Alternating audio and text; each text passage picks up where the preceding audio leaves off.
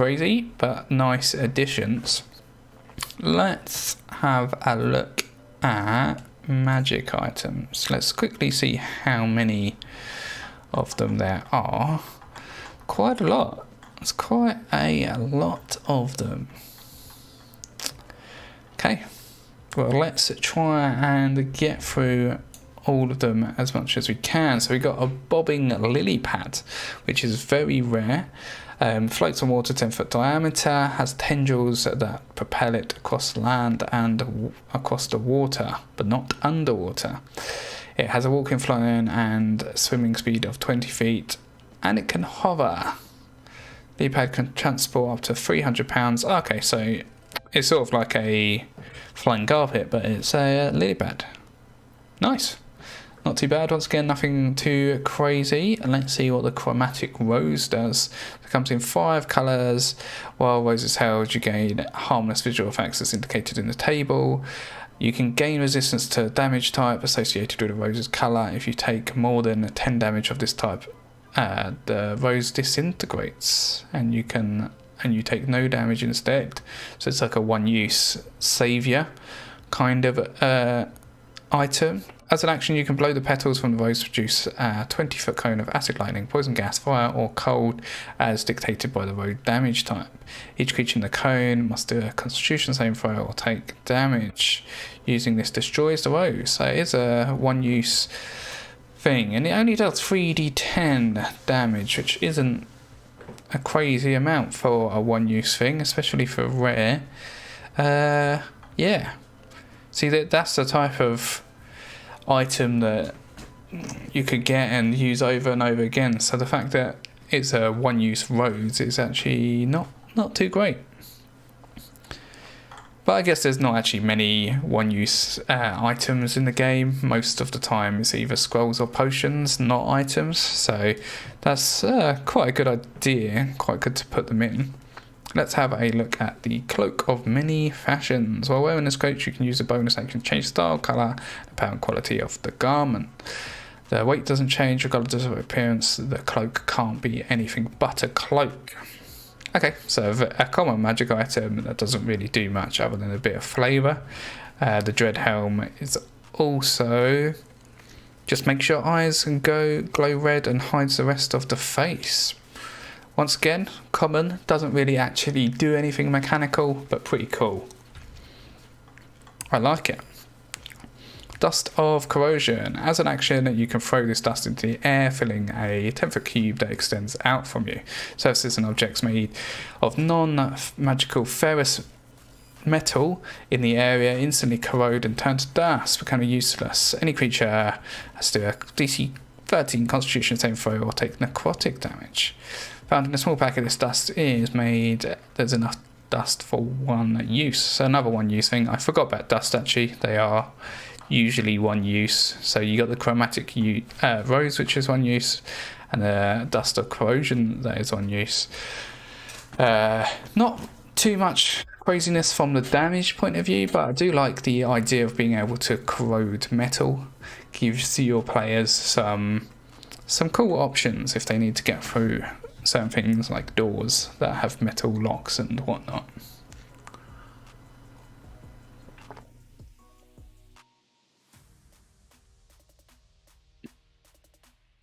Next up, we have the Eldridge Staff, which is very rare. It's got a +1 bonus to attack and damage rolls. The staff has 10 charges and expends and regains expended charges. Eldridge attack: when you hit with a melee attack with the staff, you expend 3 of its charges to do an extra 1d8 lightning damage, which isn't too shabby.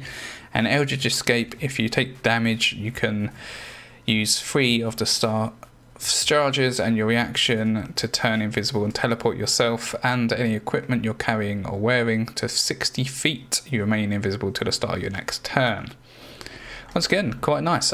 I'm not sure if I would say that was very rare. It doesn't seem that powerful for a very rare item. It's only technically 1d8 per melee attack and pretty basic teleport.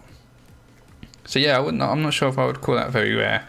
I would say that's probably more more likely to be rare in my opinion, but it's quite nice and very nice for a monk in particular, especially if it gets in a bit of trouble and is surrounded and needs to get out of there quick. Okay, we've got an artifact here, so quite a lot of text. So is this cauldron here? So I'm going to skip the flavour text and we're just going to go straight to the meat.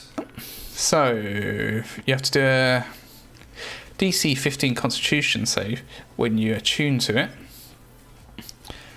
In this state, the creature speed is halved and the range and the vision is reduced by 30 feet.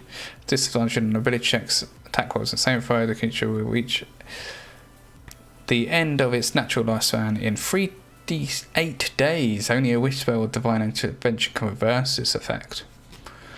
That is pretty nasty. Okay, so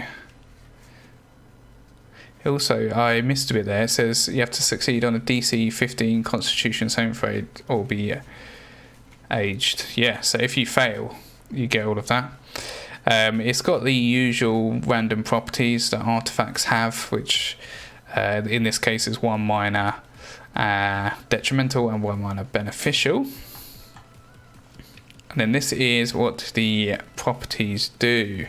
So if water is poured into it, it's turned into a hearty hot stew. That's pretty nice, nothing too crazy there. If wine is poured into it and stirred for 10 minutes, it transforms into a magical elixir. Any creature that imbues the elixir gains 10 temporary hit points, so temporary hit points are pretty nice. Any of the elixir that isn't consumed vanishes. When the cauldron is filled with lots of water and mixed with wine, it can be used as a focus of a scrying spell, which is pretty nice. Okay, and then dripping the bristles of an ordinary broom into the cauldron transforms it into a broom of fire for 3 days. Okay, so there's some pretty nice things there. So it looks like there's some different versions. So that was the gold version we just looked at. Let's see what the iron version does. So you can use your action to scream into the empty cauldron and summon a swarm of bats. Nice. You can put a lot of blood in and it turns into a harmless black smoke that erupts. At the same time, all creatures within a certain radius fall unconscious for an hour, except those attuned to the... Okay, so there's no save. It just puts people unconscious if they are within a certain radius of the cauldron. The radius of the effect is 100 feet per gallon of blood used. Okay. That's pretty crazy. So there is no saving throw, nothing like that. Just you fall unconscious if you're close to this cauldron. Tying a dead frog or toad to the end of the ordinary branch and dipping it in the water-filled cauldron transforms the branch into a wand polymorph. Pretty nice. And if you spend 1 minute touching the cauldron with a unicorn's horn while reciting the poem The Witch's Queen's Cauldron, all creatures within 1,000 feet of the cauldron, except those who are attuned to it, get frozen in time. Crazy. Destroying the or touching... Okay, pretty crazy stuff then, but it is an artifact after all. I like that it is given some options of how to make magical items. I feel like that's something that isn't really spoken about too much. So here are some ways of making magical items. Most of the time they just turn up in a shop somewhere and you buy them. You don't actually think about where they came from. And yeah, it also gives you some pretty cool story ideas here. Okay, reducing the cauldron to 0 hit points, shatters into 8 pieces. So you have to hit it with a flame tongue or frostbrand weapon. Interesting. Okay, so they're not really hard weapons to come by, so it's quite easy to destroy a cauldron. Well, I say easy, you need to obviously get one, which a normal commoner wouldn't have, but it's not too crazy. It's not like you need, the hand of Vecna or something. Okay, so if you destroy them, it also makes all hags unable to do the shared spell casting. Nice. Cool, so that's pretty cool. That's a nice artifact. I do like making artifacts, they're good fun. And they're sort of can be game breaking a lot of the time, and you know, some of this is some pretty cool stuff. Right, let's have a look at the instrument of scribing, which is common. So magical object, the message camera 6 seconds long. If you oblige, you scribe. So okay, so you can basically write on stuff that you can see within 30 feet of you. Nothing too crazy. Another common item here, while hiding the orb, you can use a action to determine which way is north. Okay, fair enough. Once again, nothing crazy, nothing too exciting. Okay, next, you can use this contraption to fly, provided your weight doesn't exceed that amount, 30 feet in accordance to the sphere. Okay, so it's just a flying thing. Once again, nothing we haven't seen before. There's flying boots already, there's flying lily pads we looked at earlier, so it's just another flying thing, which is fair enough. Okay, so we got pipe of smoke monsters. So if you take a puff, you can create a... Okay, so the smoke just turns into the form. The form doesn't actually do anything. So it's sort of like Gandalf puffing on a pipe. You can make some monsters, which is quite cool. Once again, not game breaking. Pixie Dust, the recipient gains the ability to fly. Okay, so yeah, you can chuck pixie dust on someone and they'll fly for a minute. Yeah, pretty cool. Pixie dust is obviously something that has turned up in other media, so it's cool to see it in D&D here. Pole of collapsing, so you get a 10-foot pole which collapses into a 1-foot long rod. The pole's weight doesn't change. Okay, so it's a common item. It just collapses a pole. Back in the old days of D&D, every party would take a 10-foot pole into the dungeon and hit the tiles in front of them, 10 foot away from them, to see if they were trapped. So I assume this is some sort of callback to that. That's in the adventure somewhere, but I haven't read the adventure yet, so I do not know about that. Potion of advantage. So when you drink it, you gain advantage on one ability check, attack roll, or saving throw of your choice within the next hour. Pretty cool, uncommon. Just get a bit of advantage. It's a nice way to give your players the choice of when they want advantage without having to be tied down to when they're given it by their class or whatever. So, pretty cool.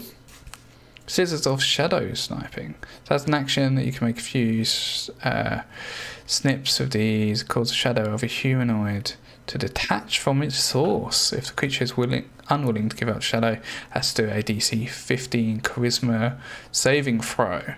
The detached shadow is rooted to the spot where it was snipped until you use a bonus action to cause it to behave in one of the following ways. So you can control its movement and get it to move 30 feet across solid or liquid in any direction, provided it remains within your sight. It's invisible in darkness, which makes sense. You can relinquish control of the shadow at any point. It becomes autonomous and behaves under the DM's wishes. It uses the shadow stat block. Okay, so the detached shadow... Oh, okay, so it's a monster. Interesting. Okay, so you can basically detach someone's shadow and then it becomes a shadow monster. Very creative. Could be quite fun to chuck in, and it's very Feywild, especially if you're going to be running a Feywild adventure. That seems pretty fun. Okay, so we got the Snicker Snack, which is a legendary greatsword. So +3 magic vorpal sword, and the weapon ignores resistance to slashing damage. Okay. So when you roll 20 on attack roll, you cut off one of the creature's heads. The creature dies if it can't survive without a head. That is pretty powerful. A creature is immune to the effect if it's immune to slashing damage or it doesn't have or need a head. It has legendary actions or the DM creature is too big for the head to cut off. Instead, it just takes 68 slashing damage from the hit. Okay, so one interesting thing from that. So it's obviously very powerful. If you roll a d20, you chop the head off. Powerful. But it does say here, if it has a legendary actions, it doesn't affect it, which is something I haven't seen before. So it's basically trying to circumvent them, well, not accidentally, but them cutting off the big bad's head by saying if they've got legendary actions, you can't do it. Which is interesting. While tuned to the Snicker Snack, you have precision with great swords. Okay, so you don't even need to be proficient with great swords. You can use your charisma modifier instead of your strength modifier as well. So Carl said Snicker Snack is from Alice in Wonderland. Let's do a quick little Google Snicker Snack. Possibly sharpness. Coined by his poem Jabberwocky. I was hoping I didn't have to click into it. Yeah, I don't. Let's. Okay, that was useless. Thank you, website. It's definitely something to do with a Jabberwocky. Jabberwocky by Lewis Carroll.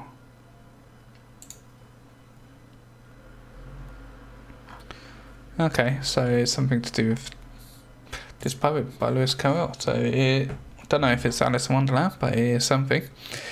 And sentience. Snicker Snack is a sentient, chaotic good great sword with an intelligence.